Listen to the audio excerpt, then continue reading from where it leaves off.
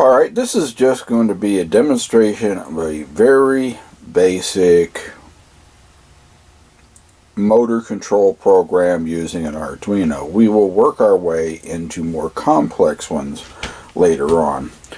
Again, I have a solid-state DC relay that's in the VCC side of this H-bridge circuit which controls this motor. It's basically a matter of on and off, but with a clincher.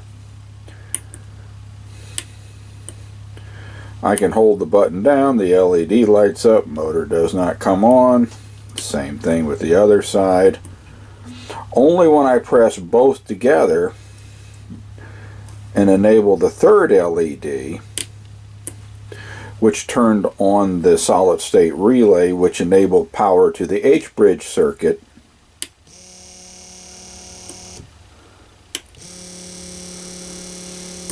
and the motor only runs when I'm pressing the switch. Otherwise, it's off.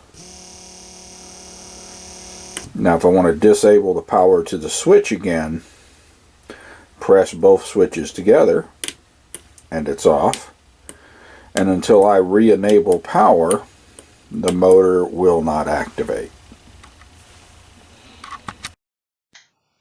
Alright, pictured is the diagram to my, or most of it, to my Arduino Nano expansion board you saw in the video.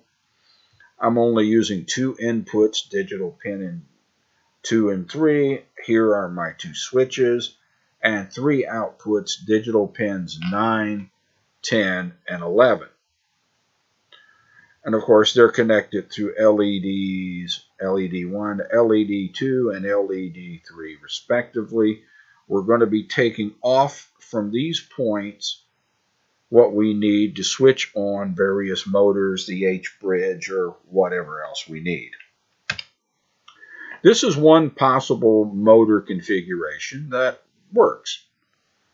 Up here, this acts as an on-off switch between the power supply and the H-bridge or whatever motors you are powering up.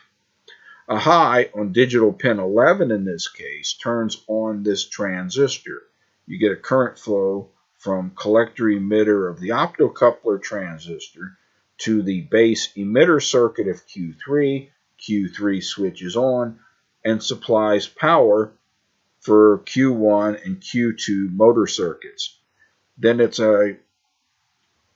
Then all we have to do then is turn on digital pin 9 or digital pin 10, or both together for that matter, if you want to run both motors, and they will run. But if you disable the output from digital pin 11, all this circuitry turns off, and neither motor will run no matter what the logic level on digital pins 9 or 10 are, as I showed in the video. We can get rid of this up here. This kind of circuit works fine for fairly low voltages, but it can be a headache finding the right optocoupler for the right voltage. There's a current limit that you can use in a TIP 120 or similar type transistors. These circuits work, but there is a cheaper and much easier alternative. The answer to our problem is solid-state DC relays. They're cheap, they're readily available, and they work great. Here are I'm illustrating two of them that I've used. This is similar to the one that I used in my video. They're around $3 to $4 a piece. You have an input that connects directly to your Arduino or microchip PIC or pickaxe, whatever you're using. Direct connection, no dropping resistors, nothing. Has an input voltage of 3 to 32 volts DC. It takes care of the rest. The output load on this particular one, the one I used, was 5 to 220 volts DC. This one is 24 to 220 volts DC at 5 amps. Now remember, this is DC. We have polarity, plus and minus. The input has polarity, plus and minus. Keep that in mind.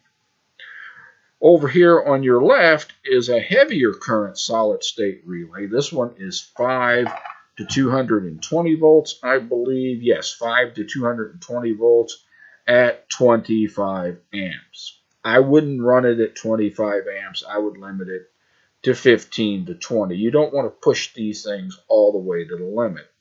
Same input voltage connects directly to your Arduino, etc.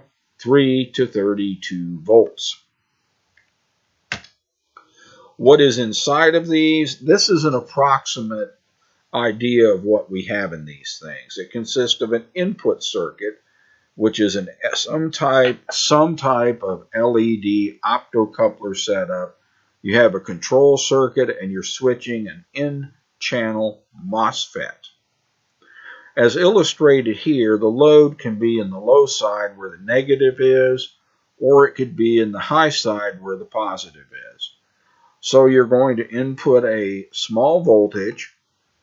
The internal optocouplers, control circuits takes care of that. Your output is usually a power MOSFET.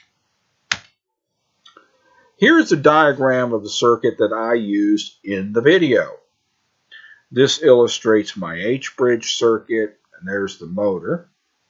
Two of the outputs from digital pin 9 and 10 went to the two inputs for my H-bridge. Digital pin 11, though, is connected to the input of the solid-state relay, which is connected between the plus side of the power supply and the H-bridge. A high on digital pin 11 turns on U4, the SSR, and VCC is applied to my H-bridge board, at which point I can switch on either digital pin 9 or 10 and turn on the motor to go in the direction that I desire. Finally, here's an illustration of how you can connect an H-bridge directly to control a motor instead of utilizing a Q1 circuit here. You can use the S solid-state relay directly. You can use it in the negative side of the motor circuit like we did the TIP120, or you can put it in the high side, or what I call the VCC side. And additionally, these things can be pulse width modulated. That's right. You can pulse width modulate a DC relay to control motor speed. So I hope that this was an interesting introduction. We will be looking a lot more at motors and solid-state relays and H-bridge circuits as we go along. Thanks for listening.